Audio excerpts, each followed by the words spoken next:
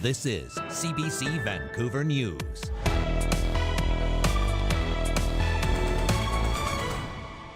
He's a 2-year-old.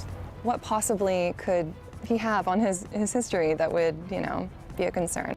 What is taking so long? BC families complain they've been waiting years for Nexus cards for their young children. No problem at all. Here's Oreo. Thankful reunions. People forced out of their homes by a massive fire in Maple Ridge are back with their pets as police look into what sparked the blaze. I don't think I remember how high I jumped. Are you serious? And the pride of Abbotsford is now king of Canadian men's golf. More on BC's Nick Taylor and his massive win at the Canadian Open. Good evening, I'm Dan Burritt. Thanks for joining us. Frustrated BC families are speaking out about Canada's Nexus application process.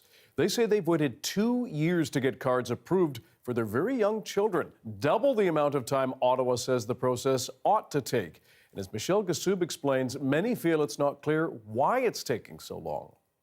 Since almost the day he was born, 2-year-old Louis Jensen has been on a wait list. The toddler needs to be vetted by Canadian and American federal agents so he can get a Nexus card. He's a 2-year-old. What possibly could he have on his history that would, be a concern? I don't know why it's taking so long to process children's applications. It should be simple. Nexus card holders get access to an expedited customs lane. But without a card for little Louis, the Jensens often face hours-long waits while traveling to visit their grandparents in Blaine. My husband sometimes will bike down and go through the bike lane because that's always a bit faster. My daughter and I will go through the Nexus lane together. It's just, it really feels like an unnecessary burden given that we all have Nexus. He's a 2-year-old. He doesn't have a criminal history. Let's get the ball rolling on it. The Canadian Border Services Agency said in a statement, applications should take 12 to 14 months. That's half the time the Jensens have waited. A backlog of applications during the pandemic and a temporary shutdown of the program caused the Nexus waitlist to swell to 295,000 in May of 2022. A year later, that backlog has yet to be cleared, with more than 276,000 still pending. The concept of an interview for an infant is hilarious. Tammy Yesrobi has been waiting 6 months for an update on her baby's card. She points out young children aren't even required to fulfill most of the application requirements. You can't even do the biometric piece, right? So they can't do an iris scan. They can't take their fingerprints. You've interviewed me. You've interviewed my partner. What is it that you're learning about a baby that requires this extended wait time?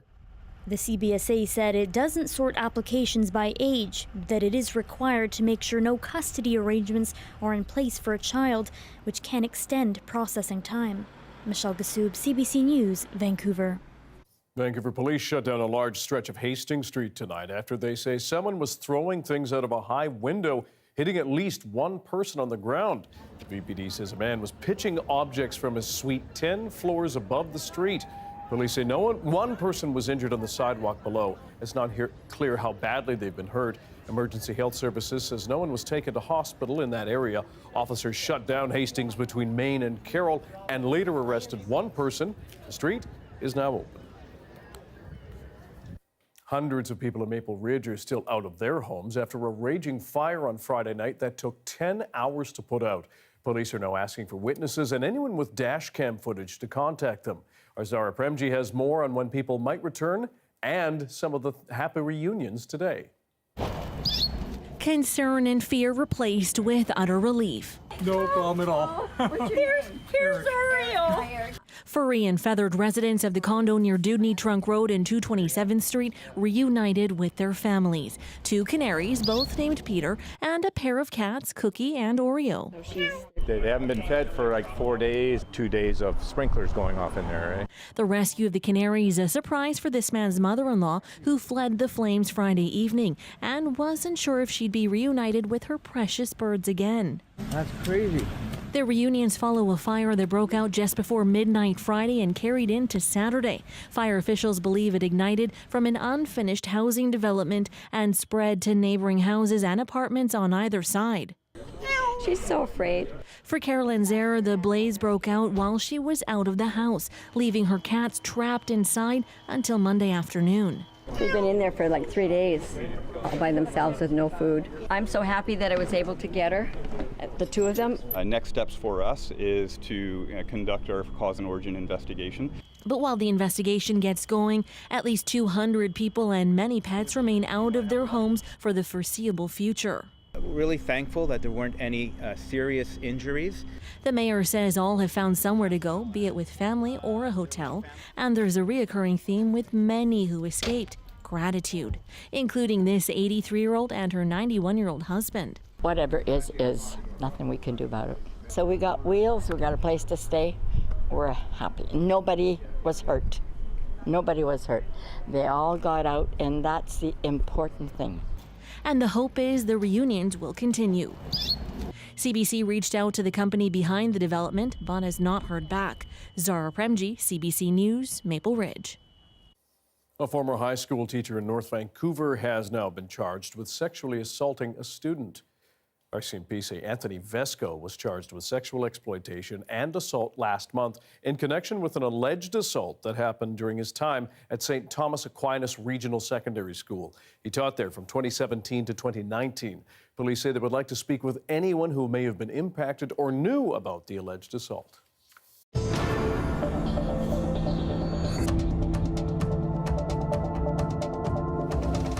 Wildfire situation now. Hundreds more properties have put on evacuation alert and some on order after strong winds fanned that massive blaze in northeastern BC. The latest alert covers 370 more properties in remote areas north of Fort St. John. Winds whipped up the more than 4,000 square kilometer Donny Creek fire. On Vancouver Island, meanwhile, it's still not clear when Highway 4 will reopen.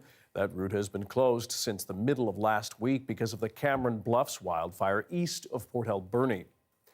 And colder weather and favorable winds have helped with firefighting efforts near Tumbler Ridge.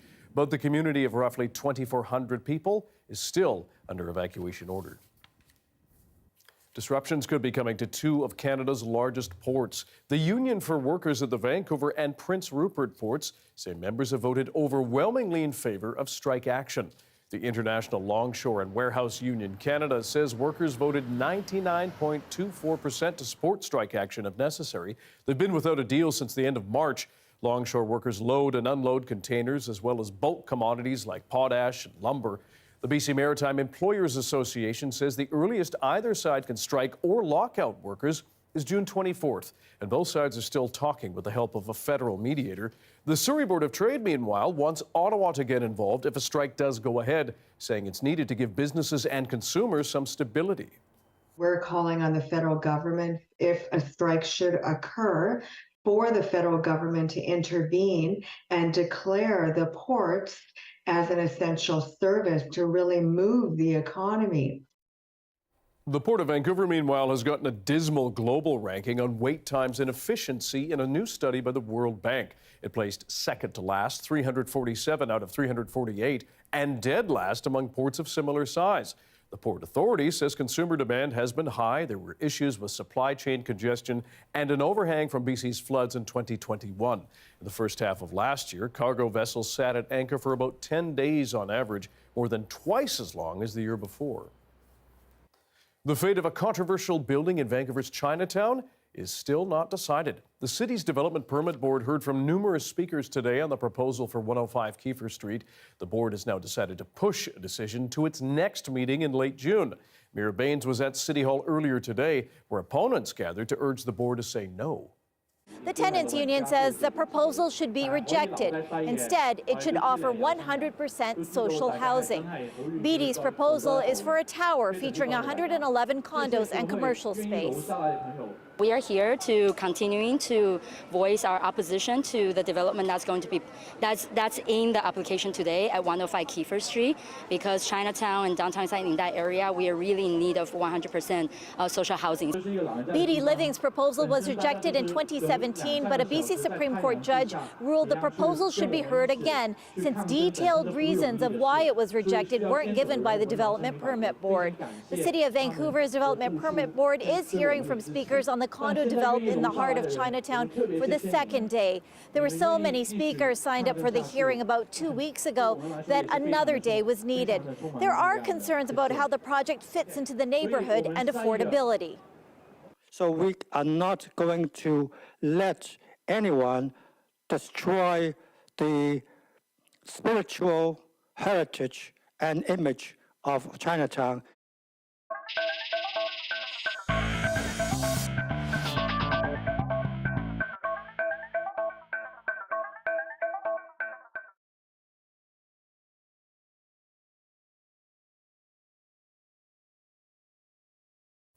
A 69-year drought in the Canadian Open is over. Abbotsford's Nick Taylor put himself in the history books after winning the golf tournament on a stunning putt on Sunday. Good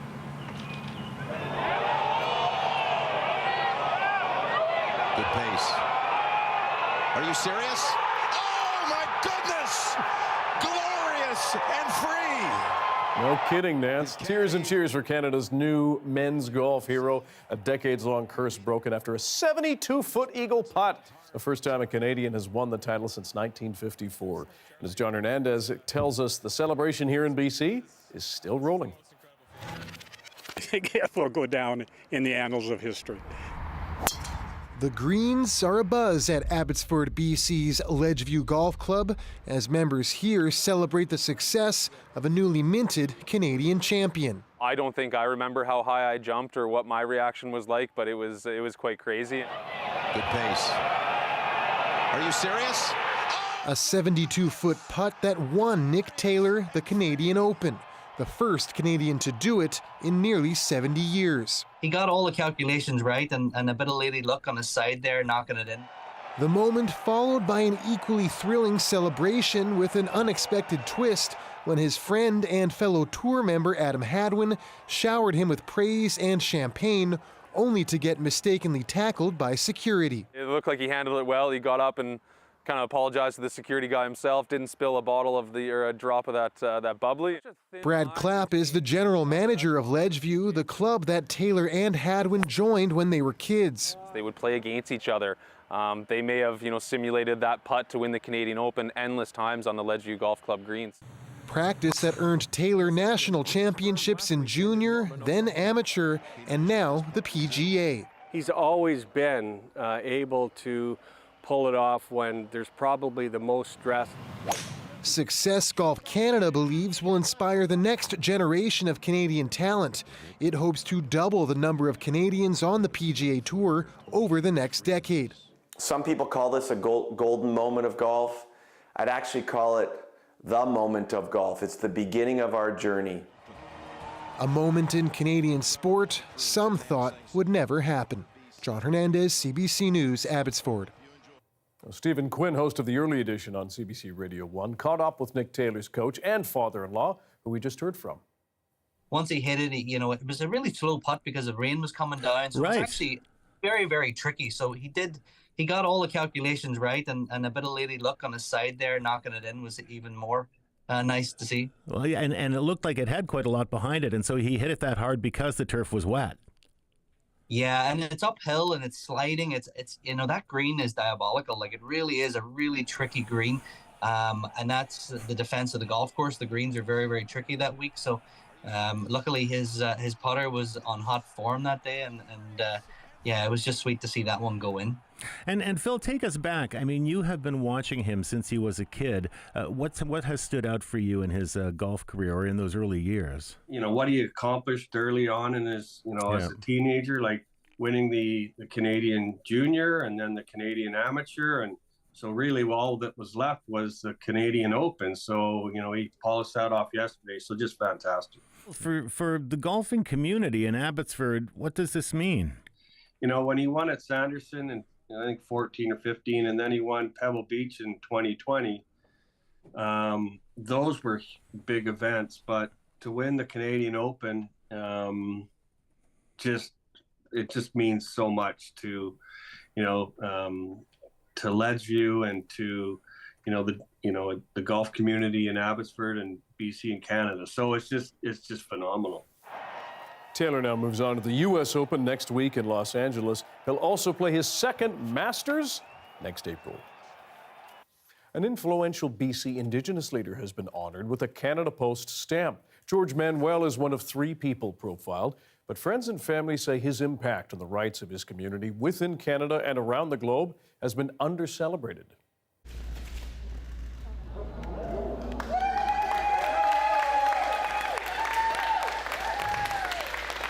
He was such a dynamic speaker. He was such an inspirational leader. And those kinds of leaders throughout world history get things done. They motivate people to stand up, to speak up. And that's what George did. And that's why he's going to be on this stamp. Hunting, fishing, the control of our Indian children, the control of our Indian lands, the recovery of our right to govern ourselves, the right to determine our own future. And we've been denied all those rights and all those resources. And implementation of Indian government means taking, with or without the cooperation of the provincial government or the federal government. Syphilis has been nicknamed the Great Imitator. Syphilis rates have nearly doubled amongst young people in BC over the past 5 years. Why? A doctor will tell us after the break.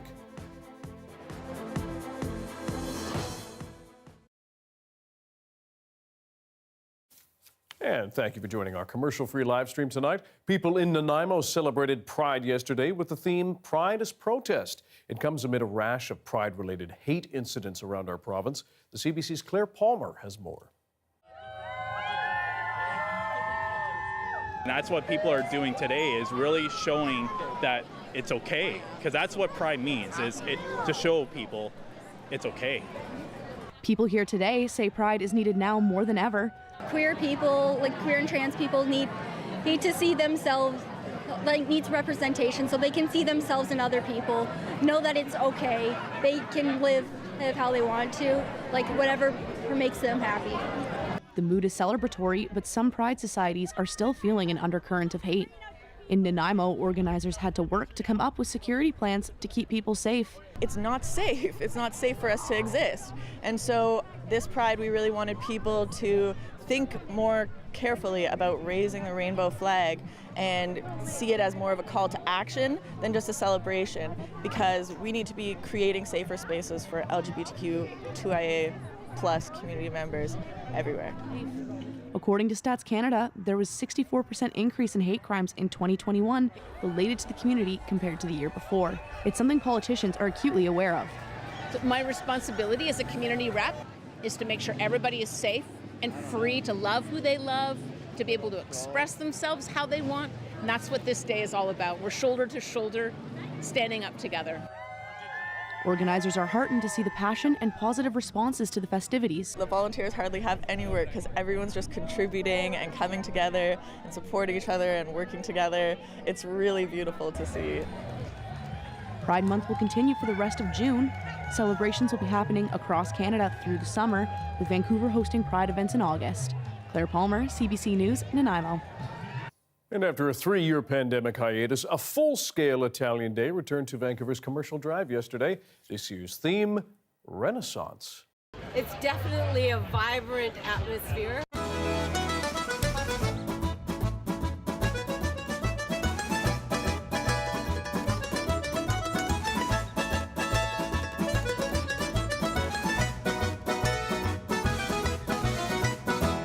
What has allowed us to come back is the community.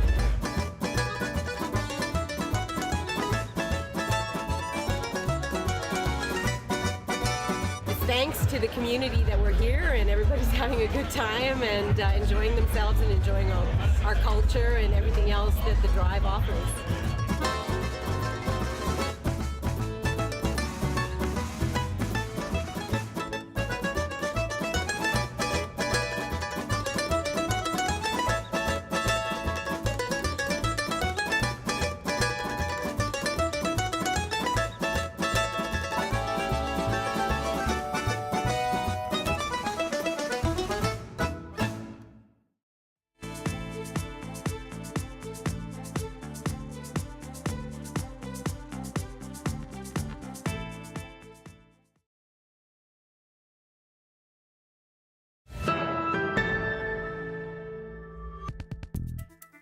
Tough to detect sexually transmitted diseases are on the rise in BC. Syphilis rates have nearly doubled for young people in the province over the past 5 years.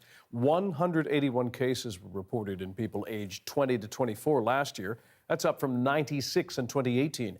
And teenagers are also seeing a spike, with 30 cases reported in 2022 among those aged 15 to 19, up from just 14 a few years earlier. Family doctor Melissa Lem explains why syphilis in particular is rising. What's interesting is transmission of almost every other STI other than HIV has also been rising over the last 2 decades. But when it comes to syphilis in particular, in fact, we look at another sex group. So men who have sex with men have usually made up the majority of new cases. And now that we have safe and effective treatments for HIV and access to pre-exposure prophylaxis or a pill you can take daily to prevent HIV, people are less concerned than they were in the 1980s or 1990s about catching it. And what that means is for people of any sex is that sex without condoms is getting more and more common. And then you also have the advent of digital dating apps and rising opioid and methamphetamine use among all sexes, which increase opportunities for sex and riskier behaviors. There's a live shot of Harbour Centre. We have weather statements across the province to be aware of. Amy Bell will have the details after this.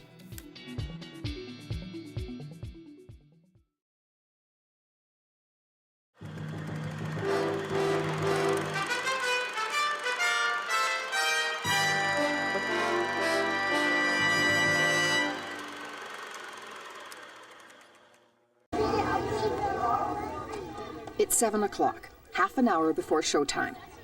The fans have gathered, with their mothers and fathers, all lured here by Mattel, the big toy company, to watch cartoon characters become bigger than life. I do not believe this. I'm actually attending a Masters of the Universe concert. $32 I put out for tickets to take David, my son, and Derek, son of Bill Good, to a concert featuring some guy called He-Man and some Amazon called She-Ra.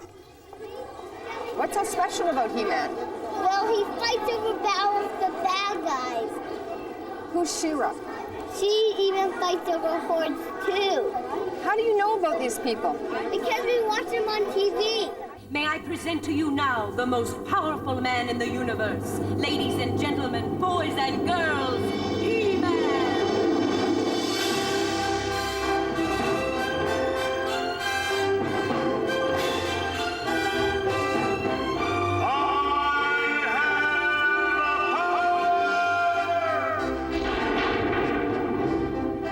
You bet he does. He-Man is actually Prince Adam. She-Ra is really his sister, Princess Adora. She's got the power too.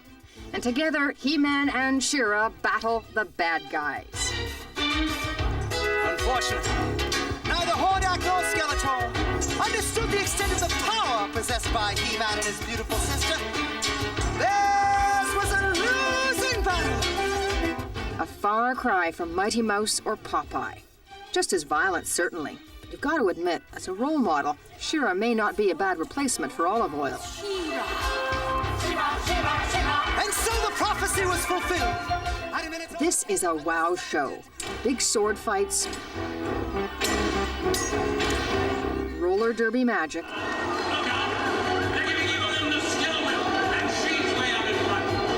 and listen to the script. Looking for me, bone breath? Silence, you benevolent beefcake! Of course, just like our heroes of old, these good guys eventually triumph over evil. It sells better, always has. And sell is the operative word here.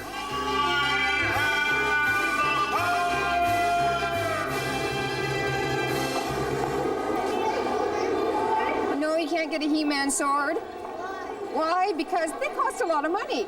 Get your dad to make you one. No, I know Bill will never make that sword. You So really want $12 a and sword, two eh? swords later, the kids are happy. I'm thankful they don't want the $3 pennants, or the $6 programs, or the posters, or the t-shirts, or anything else for that matter. The story never changes. The parents go away poor, the kids go away happier, always believing in the truth and the reality of their heroes.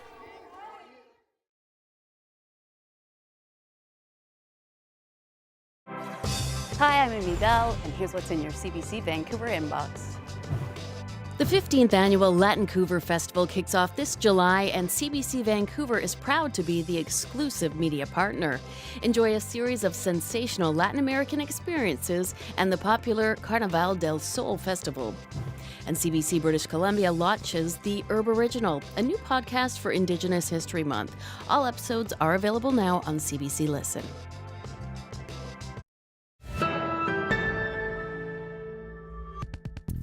Just before we get to weather, things are busy in Chetwynd, BC. Not only is it taking in wildfire evacuees, but visitors for a world-class event. Carvers and fans have come from far and wide for the Chetwynd International Chainsaw Carving Competition.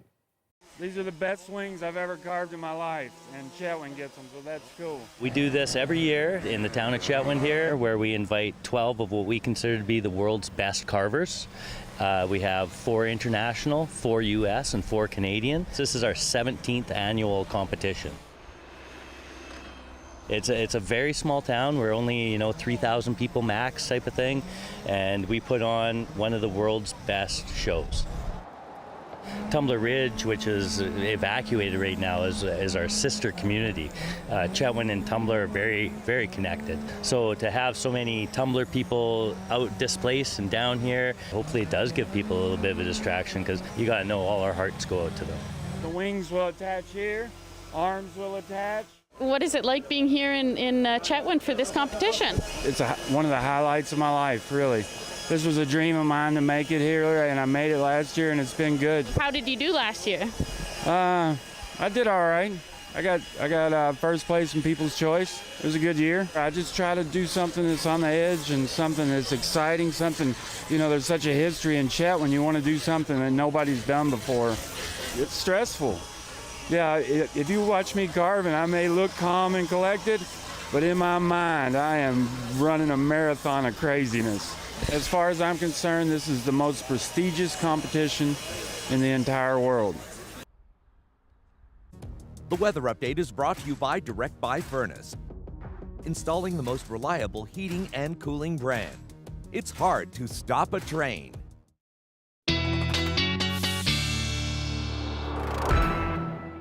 Amy Bell is here with our BC-wide weather forecast, making like the Eurythmics. Here comes the rain again. This is a good thing. It is a good thing. I know we all love the sunshine and sitting out on the patio, but we desperately need not just wet weather, cooler weather. We're not going to see a huge amount of precipitation, but by the end of the week, we are trending towards much cooler and, yes, showery weather. So that will be good news. And we're going to see that for much of the province. The biggest issue right now was earlier today, we did have some very active weather in the Kootenays. Much of the Kootenays was under a severe thunderstorm watch. That has eased, but there is still a risk of some thunder and lightning tomorrow. Tomorrow, we'll also see very heavy winds coming in, especially along the southwest side of Vancouver Island. But we'll see those winds shifting into the south coast as well with some fairly gusty weather. But definitely keep an eye out on things tomorrow, sort of Tuesday into Wednesday morning. We'll see those peak wind gusts, and that is going to cause, of course, some power outages, I suspect, and bring down some debris. For tomorrow, though, for the most part, we're in a transition day. So still seeing sunshine, a few showers coming in, and even a chance of some thunderstorms once again in the Kootenays and then out through the interior. So we'll keep an eye on that. But as I mentioned, yes, very windy across the southwest portions of Vancouver Island. All of these showers sort of will develop late in the afternoon, and they will be very brief. It's later in the week that we have a greater chance of some more significant rainfall. But a chance of showers in Dease Lake, at Prince George, Williams Lake, all dealing with that watch for some thunder and lightning, so we'll have to keep an eye on those lightning strikes. And out in Kelowna and Cranbrook as well, once again, very unsettled and still dealing with those warmer temperatures in those regions, but gradually we will see things cooling off right across the province. For our 5-day forecast, we are looking at 20 degrees tomorrow. We could see a very slight chance of some showers late in the afternoon. Mix of sun and cloud on Wednesday, but cooler, and then much cooler and wetter as we head right through into the weekend. January. It's here. Coming. Okay. Thanks, Amy. You're welcome. That's your late news for Monday. Thank you for joining us tonight. For news at any time, check our website, cbc.ca/BC. Your next local news is on the early edition on CBC Radio 1. That starts tomorrow morning at 5:30. Good night.